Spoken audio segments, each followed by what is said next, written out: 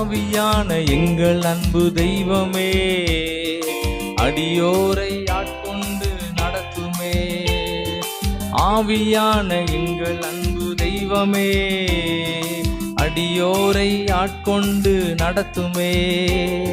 ஆட்கொண்டு எங்களை அனலாக்கும், ஆட்கொண்டு எங்களை அனலாக்கும். அன்பினால் என்று அலங்கரியும், அன்பினால் என்று அலங்கரியும்.